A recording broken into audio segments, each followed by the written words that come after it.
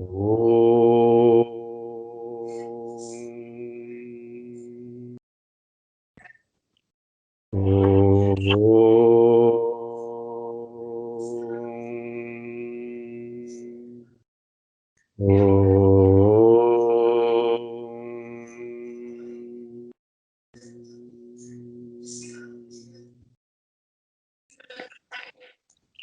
you very much. So, does anyone have any questions from what we have been saying the last 2 times? Or someone who wishes to add or ask something or something to clarify?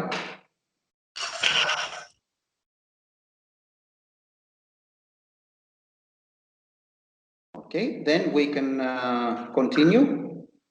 So we have been saying as an introduction that Advaita Vedanta is a spiritual path which is, as a matter of fact, it is transcendental wisdom. It is a wisdom that cannot be easily conveyed through words, through the dualistic language. Why it is so? Because the dualistic language, it uses so much the subject and object division. So it works only with plurality, and it cannot work easily with singularity. So Advaitam is singularity. It is even beyond singularity. We speak about singularity in Advaita Vedanta because people believe in plurality and duality. So, as a balance, in Advaita Vedanta, we speak of unity or singularity. But in reality, Advaita Vedanta is even beyond singularity or unity. Why I say that? Because since there is only consciousness, awareness, Brahman, there is no meaning in speaking about unity or oneness.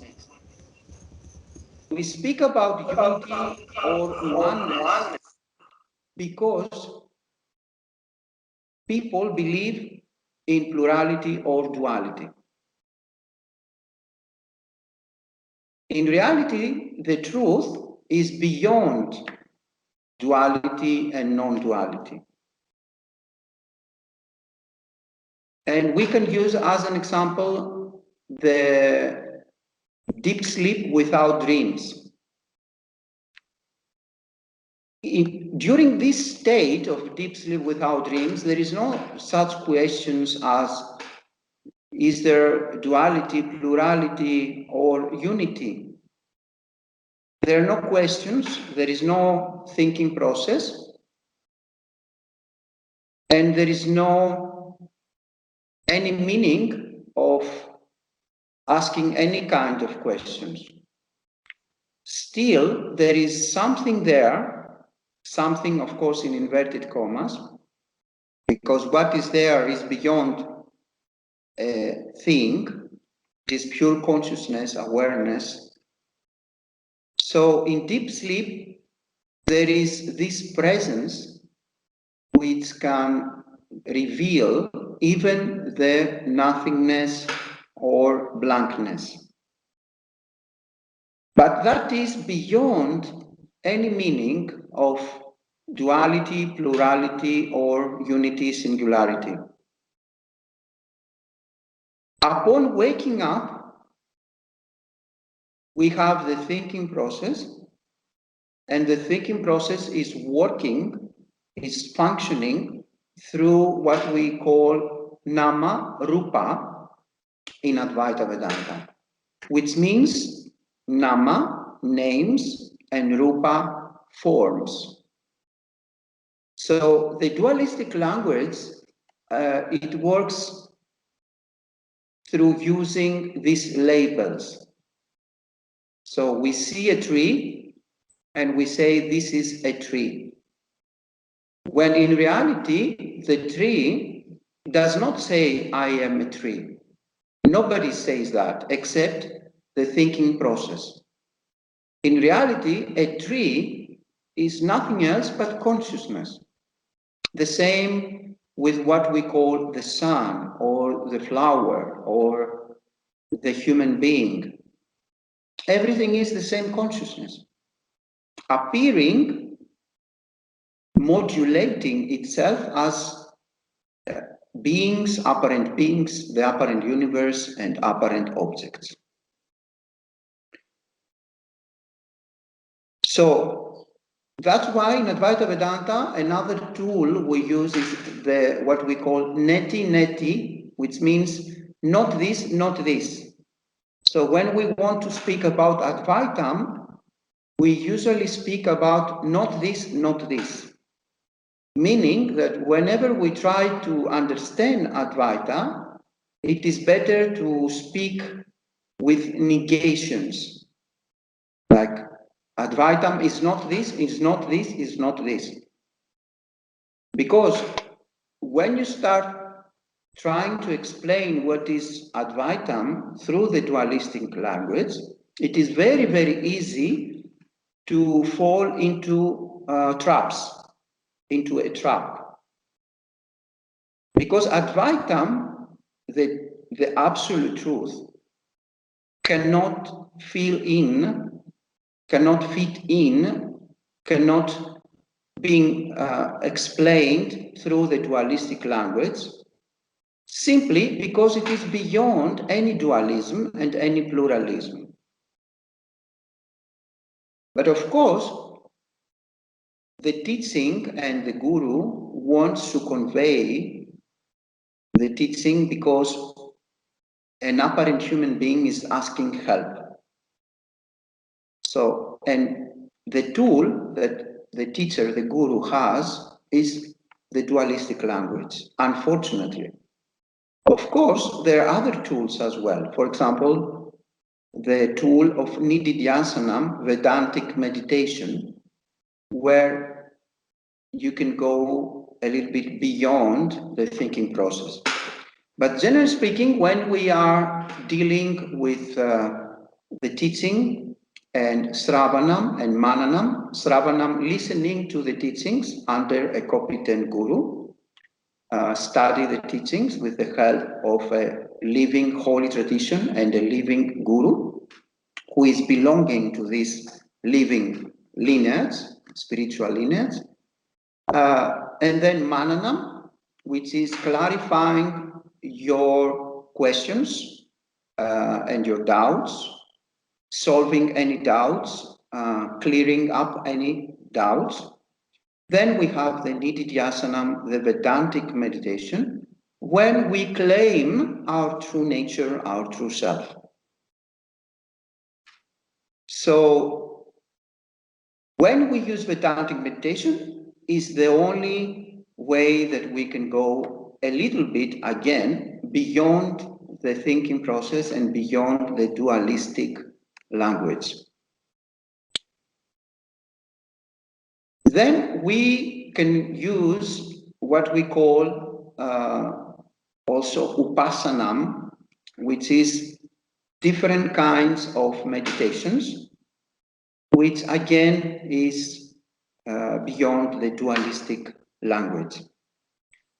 And also we can take advantage of the blessings, the spiritual power, which cannot be, of course, explained, the grace, the spiritual power of the spiritual lineage, which is coming through the living guru, and the living guru parampara, which means a living holy tradition. So grace, for example, or blessing from the lineage, which is something that the guru is able to convey to the sishya, to the student, the follower, is of course beyond the dualistic language. And through this means, we can gradually see the truth, see with inverted commas, of course, and being able to solve our misconceptions, our mental conclusions about the universe, about the apparent beings, about the apparent objects, and of course about ourself and what is the nature of ourself, what we mean when we say myself. So I can do a break to see if somebody wishes to ask or to clarify something, and if not, I will continue. Is there anybody who wishes to ask, add, or clarify something? All the rest, please keep your microphone closed, and unless you want to ask something or to add something.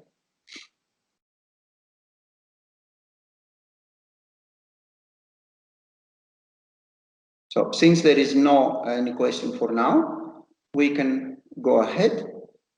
So we use in Advaita Vedanta, as I said, a lot of different tools. We use a methodology so we can be able to find out the truth and lead ourselves to what we call self-realization or enlightenment or moksha.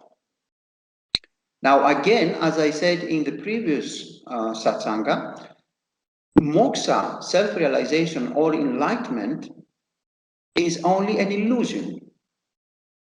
There is no such thing as self-realization, enlightenment or moksha.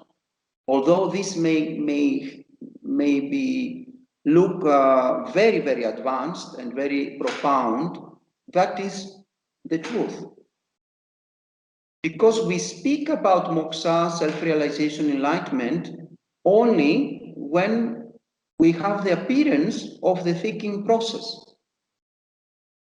For example, in deep sleep without dreams, we don't have any meaning of self-realization, enlightenment, or moksha, or liberation, or bondage. Why? Because bondage is just a dream. First of all, in the first place, there is no anybody as an individual, as a jivatma. And secondly, there is no universe.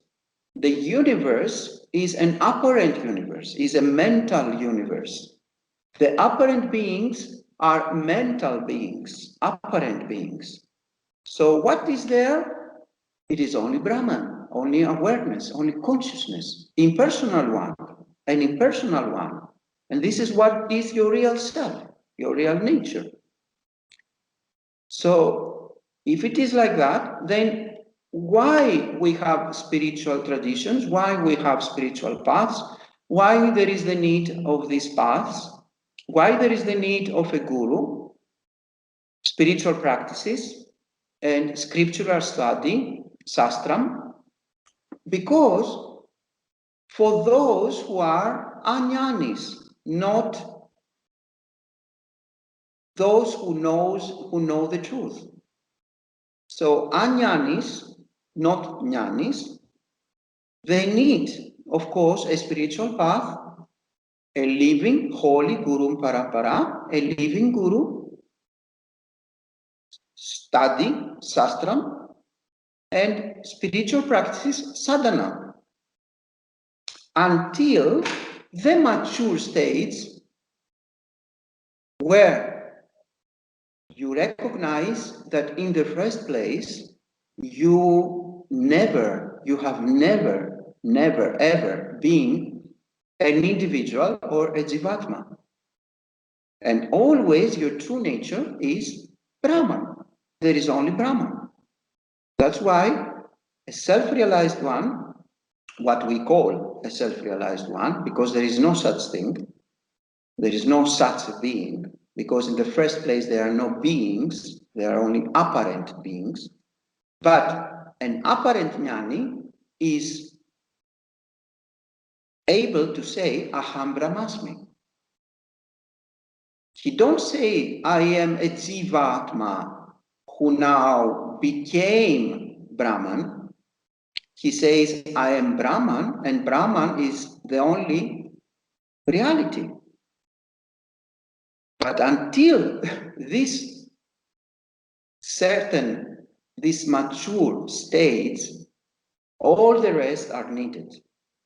The spiritual path, living holy tradition, Guru Parampara, the living Guru who is belonging to a particular holy Parampara, spiritual lineage, Shastra, scriptural study, sadhana, spiritual practice, and the three levels where we use in particular in Advaita Vedanta, which are Sravanam, listening under a competent guru, study under a competent guru, this is called Sravanam, Mananam, clarifying your doubts, your questions, and Nididhyasanam, Vedantic meditation, where you are on the position now to assimilate, to soak up yourself and your life to this teaching and to this truth. But until that stage, that we recognize that in the first place there is no we, there is no me as a person, as an individual, as an ego, as a jivatma, but all the time, forever, ever, ever, I was only Brahman, and there is only Brahman. We need all this methodology, spiritual practice, study, and so on and so forth. So, moksha does exist only in the dream Vyavaharika reality. What means Vyavaharika? Means the empirical so-called reality, the dream so-called reality, where the teachings are speaking and helping those who believe that they are an individual to live a harmonious and peaceful and fulfilling life.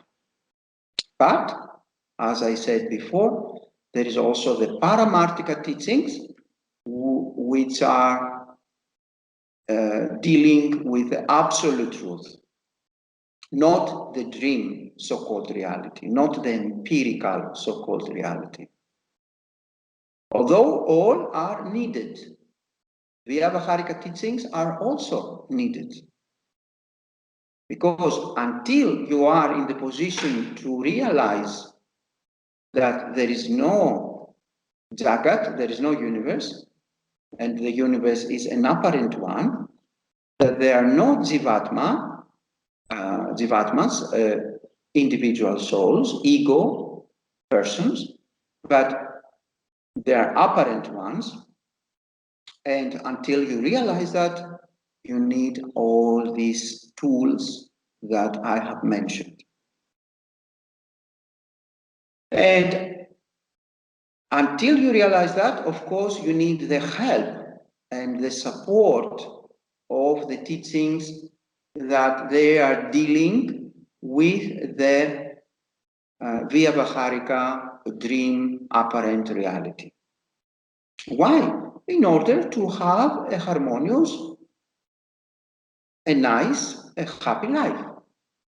Because otherwise, you will experience a lot of suffering and a lot of pain and a lot of negative experiences. If you don't follow the teachings, which are dealing with the Vyavaharika, the dream apparent reality. Because you will not be able to use the spiritual laws and the spiritual tools to live such a beautiful life.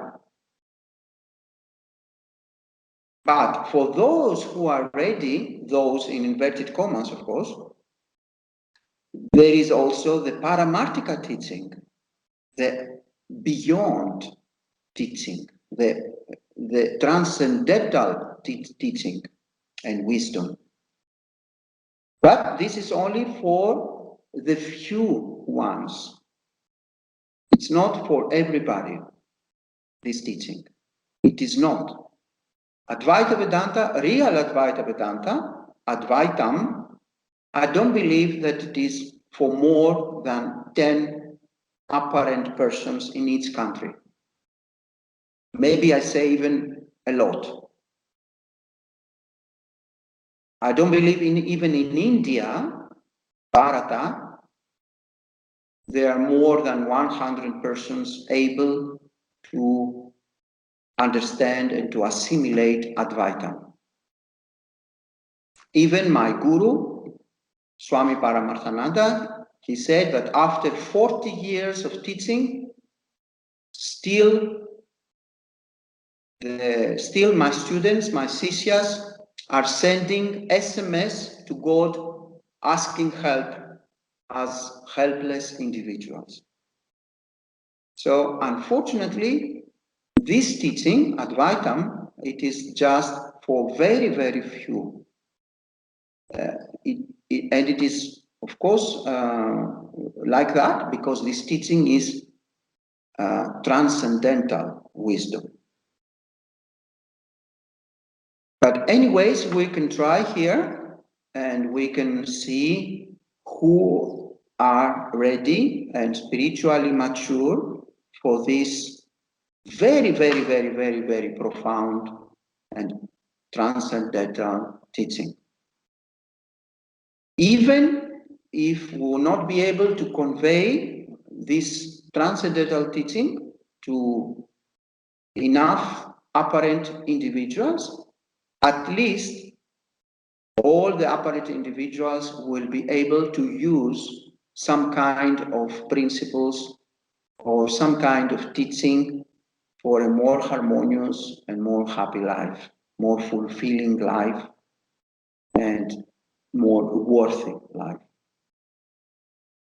So again, I will make 1-2 minutes break to see if somebody wishes to clarify or ask something. All the rest, please keep your microphone closed. Yeah, Shama, I have a question. Oh, I think let's allow Fiona to ask the question. Please go ahead, Fiona. No, please go ahead. Please go ahead. No, it's your choice. Your choice. Please go ahead. Then I'll ask. I just wanted to ask, hello, namaste.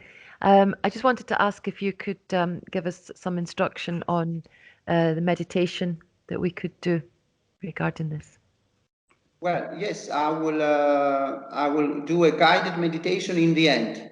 Fabulous. Thank you. Okay. Anybody Now my else? question is, Sure. Swamiji, my question is, Yes, see, please go ahead. You spoke about Paramarthika knowledge, transcendental, etc., etc. Whereas most of us, including me, I think are at the very initial stages of introduction to Advaita Vedanta. So, like, what is the preparatory work we have to undergo to even grasp 10% of what you are saying? What is the preparatory work we have to do when we come and sit here? When you say transcendental knowledge, or Advaita, how do we be able to receive? What is that antenna we should prepare? We should lift up so that as we listen to you, we are able to grasp. Because we are all in the rat race in the materialistic world. Morning we start at 9 o'clock, run around. Weekend we relax and listen to you. How do we prepare ourselves? What is that initial preparation you suggest to all of us so that when we come to your class, readily be able to grasp what you are saying? I hope I make sense when I ask this question. Yes, yes. Very nice question. So that's why we will go through a 3-level study and practice through these online satsangas. We will go step by step, although I'm giving to you sometimes some phrases or some meaning which is very transcendental and very profound for those who are ready. But no matter that, we will go step by step through the scriptural study, starting from the next Sunday through the Tattva Bodha, which is a fundamental work of Adi Sankaracharya. And we will go step by step and as slow as possible in order to be able to comprehend and to grasp these profound teachings. And also, during your daily routine and your life, it is very nice from time to time when you are able to do some kind of Atma Vichara when you are able. For example, let's say that you are driving to go to your office or to your work or to any of your daily duties. You can ask yourself, there is something here, something of course in inverted commas, which is able to be able to witnessing as witnessing consciousness, Satchitananda, what this body-mind complex is performing, is doing. Let's say the body-mind complex is driving to go to the job. Ask yourself, something is watching. This witnessing presence that is able to reveal this body-mind complex driving towards the job. Can I localize it? Can I see where is it? And what is this witnessing presence? Is it inside the body? Is it behind my nose? Is it behind the nose, inside the skull? Or I cannot localize it. So it is very important as a wonderful preparation and spiritual practice, as often as possible, to ask ourselves, what is this witnessing consciousness, witnessing presence? It is called in Advaita Vedanta, Saksi Chaitanya. And this is our true nature. So the more often we can be able to see this true nature through questions, through Atma Vichara, the better. Because when we come back home, we will be able to be, even for our daily practice, to be more ready and more prepared. And of course, for our Saturday Satsanga, we will be more prepared if during the week we have done this sadhana, this spiritual practice. Furthermore, as a preparation, it is very, very important to start our day with a Mahavakyam. For example, a Mahavakyam just like as Aham Brahmasmi or Tat Tvam Asi. And in order to start our day and to close even our day in the night before sleep with the right conclusion, the right concept about our true selves. So we start our day with Aham Brahmasmi, I'm Brahman, I'm infinite impersonal consciousness awareness, and I'm not a samsari, I'm not a helpless individual, a helpless human being who is dependent or either in the Jagat, in the world, or in some kind of God to help me, because I'm helpless, a helpless samsari, a wanting and needing person. And the same, we can close our night again by the same or another Mahavakyam. What means Mahavakyam? A great statement of truth. which we can find in the Upanishads, Vedanta. For example, another one, as I said, is Tat Tvam Asi, I am that. So by starting our day and closing our day with Mahavakyams, we are in a very, very profound path, and we can create a very, very strong preparation. And as we go through our online satsangas, we will add more and more instructions and spiritual practices that we can be helped in our preparation for this profound path and study. Is that all right, or you want me to elaborate more for now? Fine. For now, All right. you can take it forward afterwards, or if anybody else wants to know anything. For me, it is all right as of now. All right, all right. Somebody else?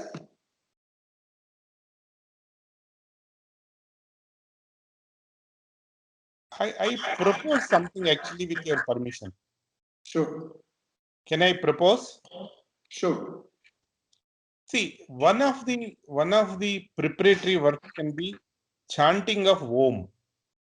Sure. Yes, of course. And every day, maybe in intervals of 2 to 3 minutes. Yes, yes. Om is very powerful.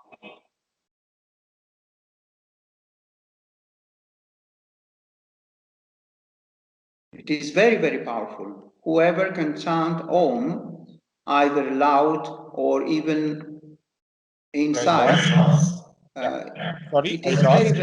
very, very powerful Om. As many times as possible, especially for those who are getting introduction to Advaita. Yes, yes. Very Like important. we Indians here, by default, we chant Omkara every day. Somewhere or the other, we keep chanting Omkara and Shanti Mantra.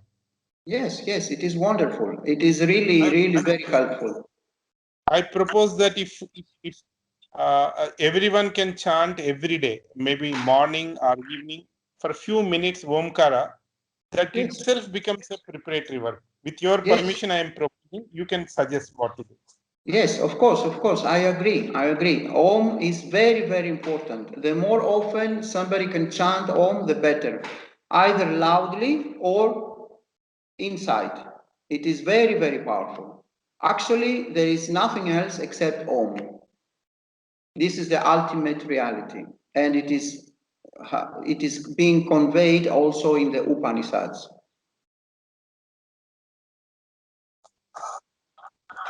Somebody else?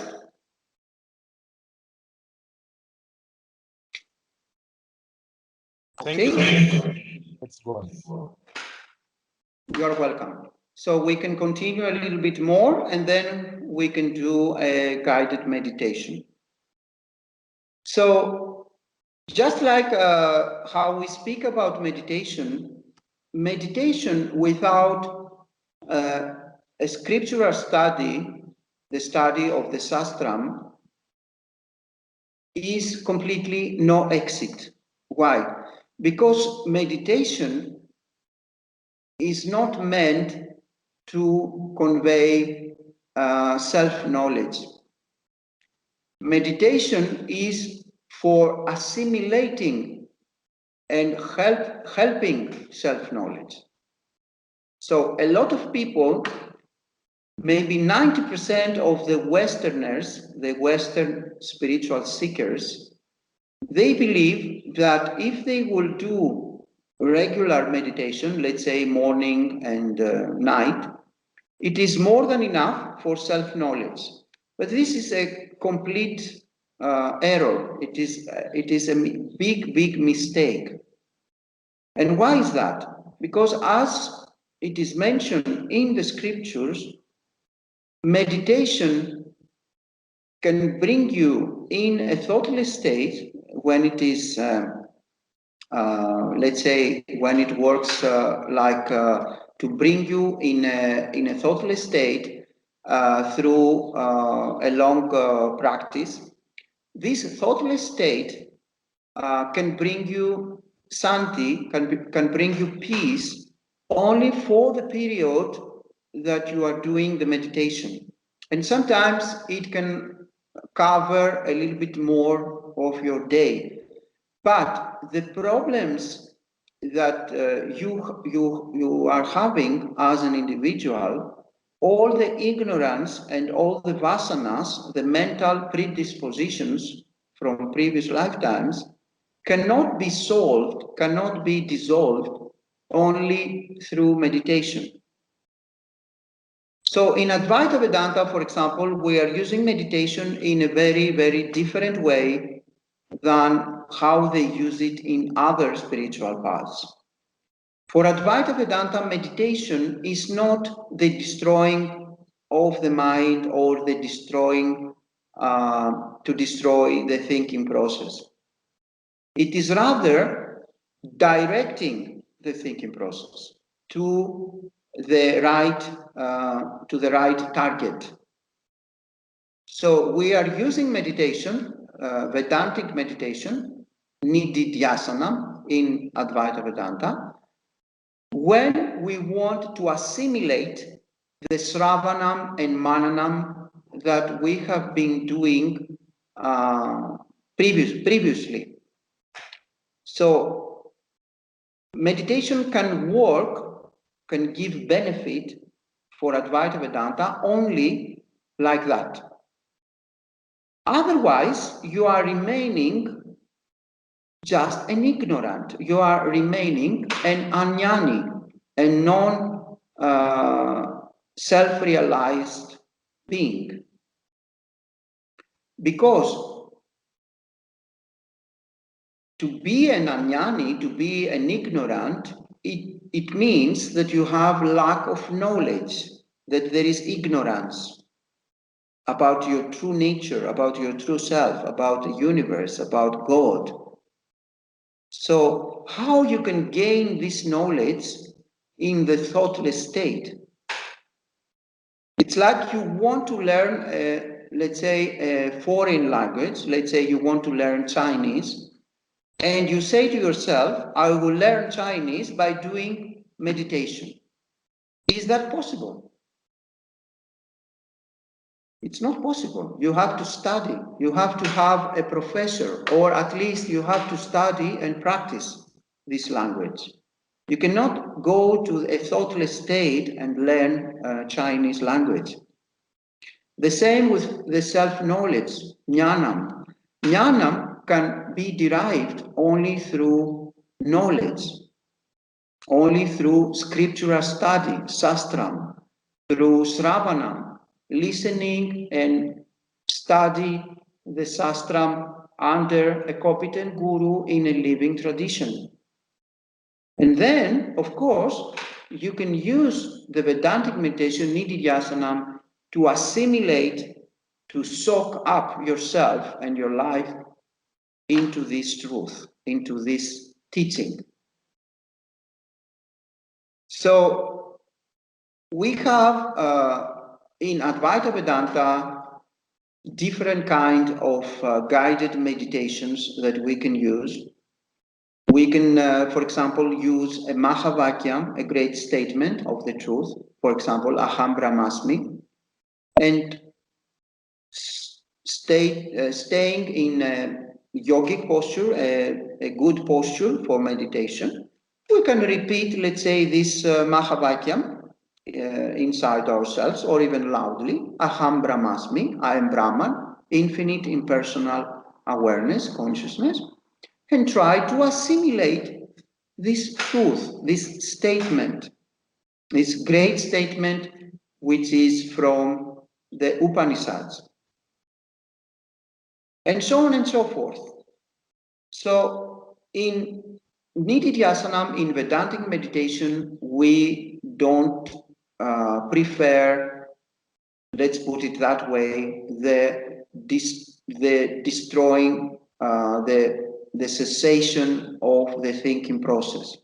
Rather, we do prefer the directing, the true and good direction of our thinking process to jnana, to self-knowledge. And because we have to go gradually between this illusory triangular format that there is ourselves as an individual being, a Jivatma, that there is Jagat, the universe, and that there is Isvara, God. One way or another, sooner or later, we have to transcend, we have to go beyond this understanding, and we have to go to the binary format, which is Atma, Anatma, Viveka, which means the discrimination between what is Atma and what is Anatma. For example, Anatma is Jagat, the universe, the apparent universe, and the Jivatma, the individual souls, the individual egos or persons. And even Isvara, God, is mithya, is something impermanent. Our true nature as Brahman is not impermanent. It is not mithya. It is not a lower level of apparent reality. But it is the absolute truth, the absolute reality. And through Nididhyasanam, through Vedantic meditation, we can do and we can experience and we can feel this real discrimination, this Atma, Anatma, Viveka, the discrimination between what is real and what is not real. And by saying this, we can proceed now to a small guided meditation. So you can take a comfortable posture.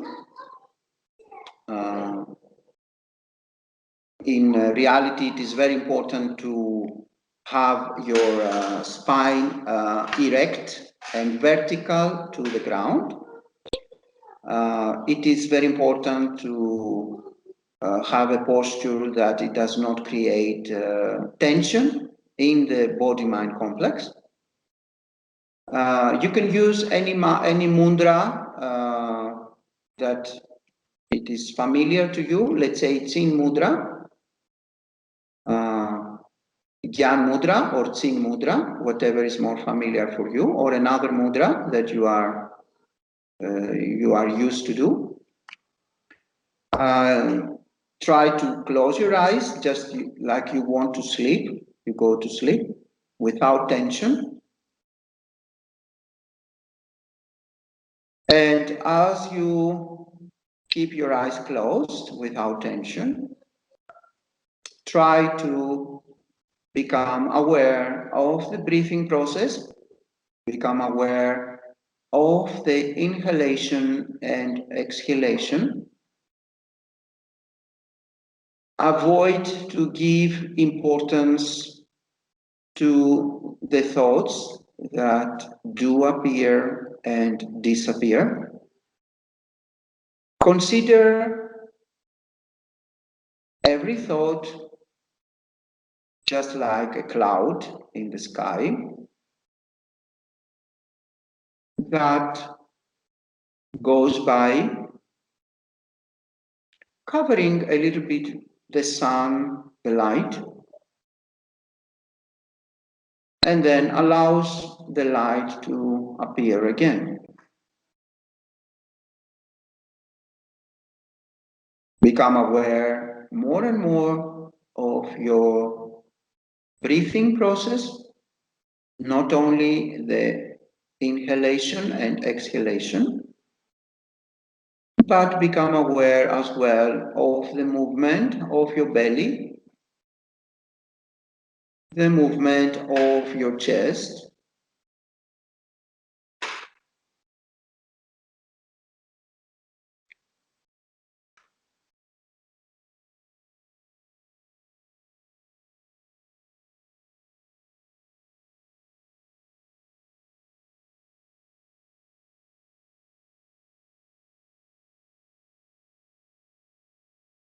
at any moment that you become aware that you were trapped in thoughts, just acknowledge that by saying to yourself mentally, I was trapped in thoughts. I will go back now in my meditation practice. Again and again, become aware of the breathing process and become aware in the moment where you can caught up yourself trapped in thoughts.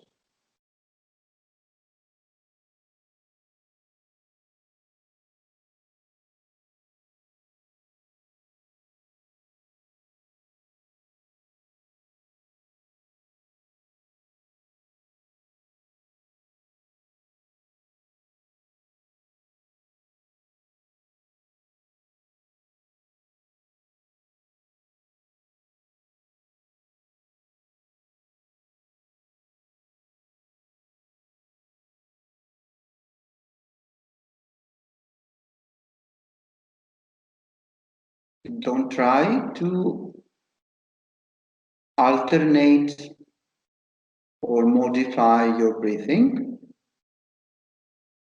Just allow the breathing to be natural. The only important thing here is to be aware, if possible, of each and every inhalation, each and every exhalation, along with the movement in the belly, the chest, etc.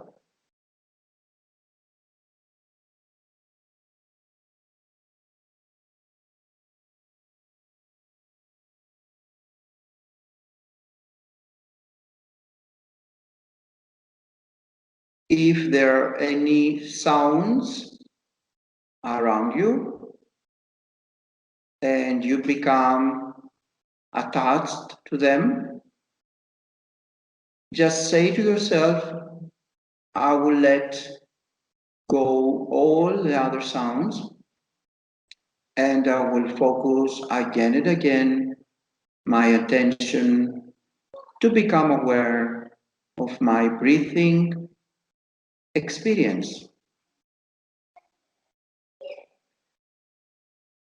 The breathing becomes more and more of your interest and your immediate or direct awareness.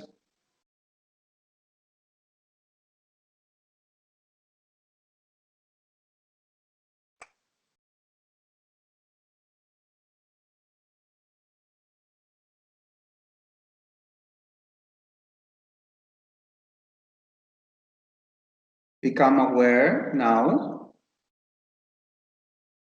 of the sensation of your body, of your pelvic area in particular. Become aware of the place that your pelvic area is touching.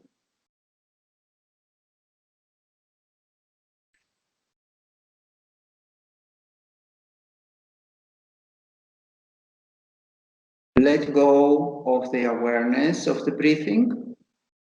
Do not be aware anymore of your breathing. And focus on the pelvic area and the place that your pelvic area is touching.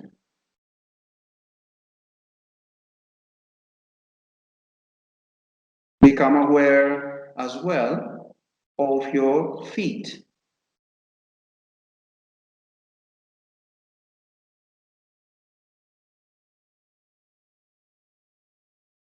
If your feet are touching the ground, become aware of this sensation of your feet touching the ground.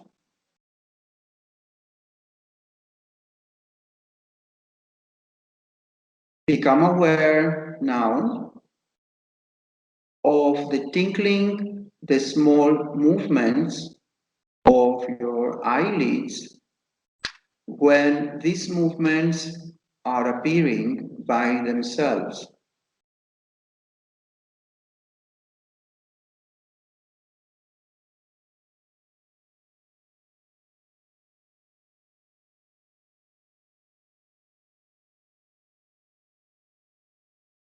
Now become aware of any possible sounds around your room. Become aware more and more of any sounds they do appear around your home. Any sounds in your room as well, like the sounds, let's say, of the computer or any other kind of sound.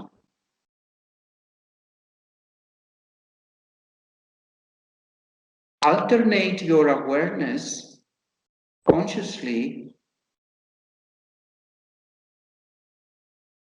first in your eyelids, the movements in your eyelids, and the sounds in the room or out of your room.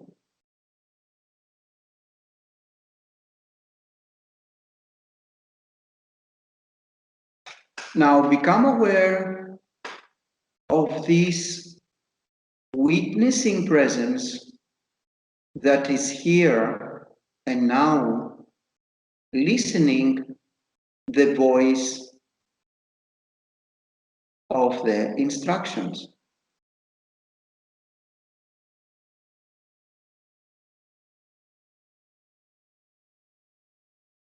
Become aware that the voice of the instructions, the sensation of your eyelids movement, and any sounds in the room or outside of your room appearing and disappearing in a space-like field.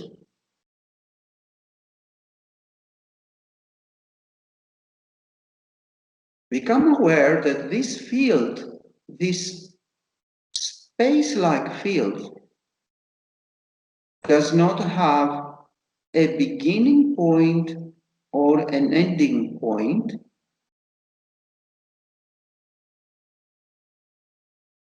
It does not have a localization. It cannot be localized.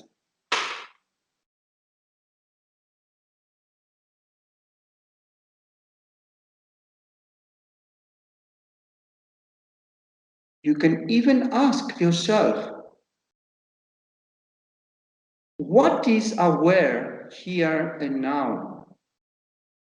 Where is it? Can I localize it?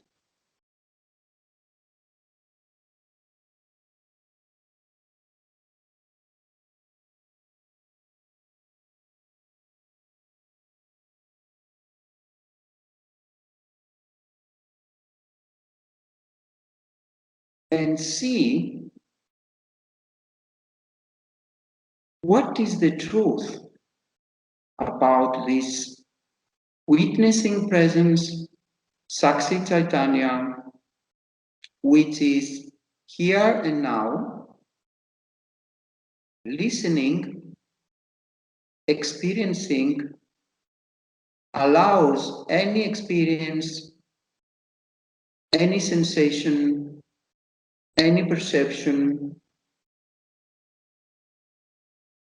any thought, everything to appear and disappear.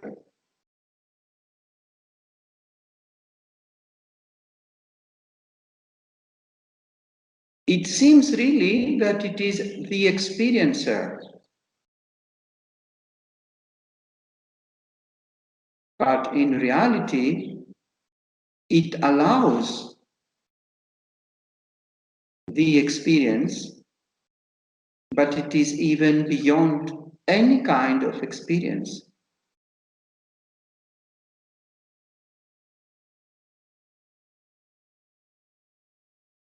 It is only the screen or the background or the substratum, the light, the revealer of anything that appears and disappears in it.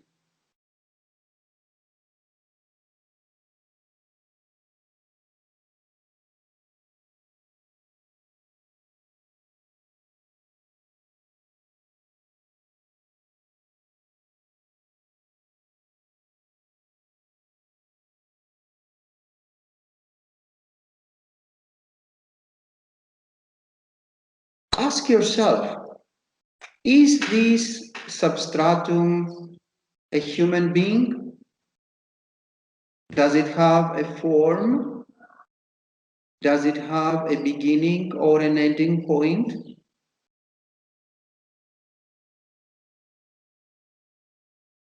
Is this witnessing consciousness a female or a male?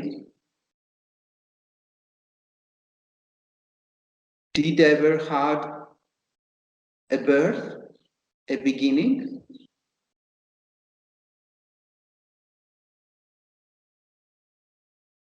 Does it have an age?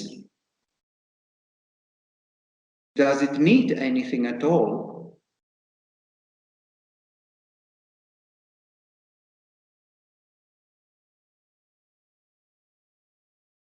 Become aware that if you don't think, if you stay in silence, there is a total fulfillment and bliss. This witnessing consciousness, Satchitananda, does not need anything at all. It is fulfillment and bliss itself.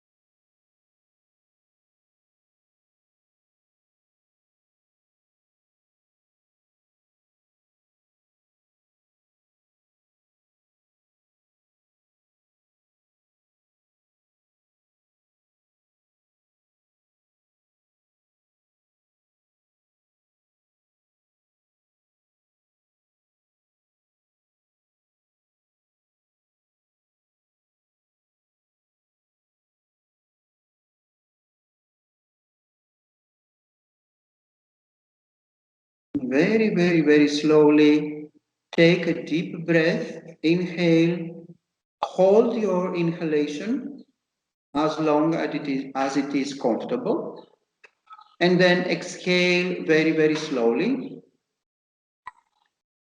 And when you do that 2 more times, total 3 times, open your eyes, look in front of you, unmovable, for 1 minute.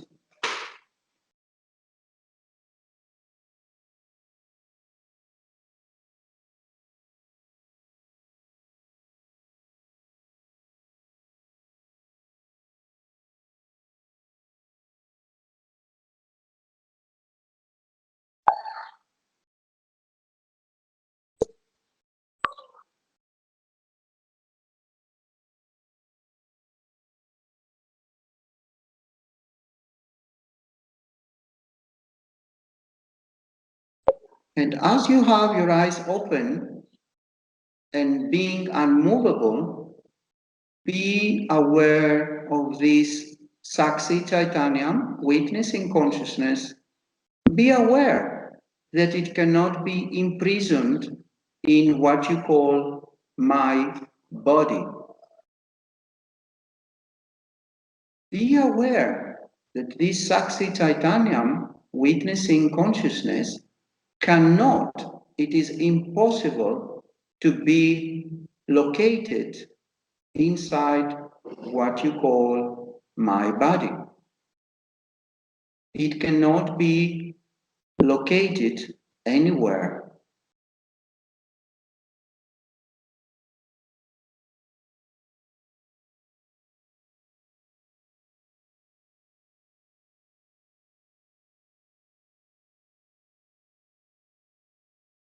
And as a moving field of awareness, allow the body to start moving, but in a very, very conscious manner.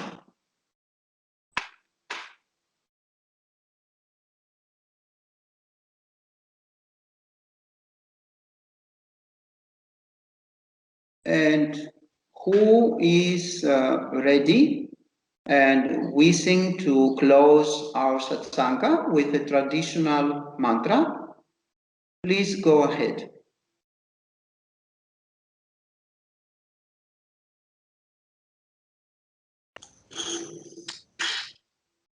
Yeah, I would.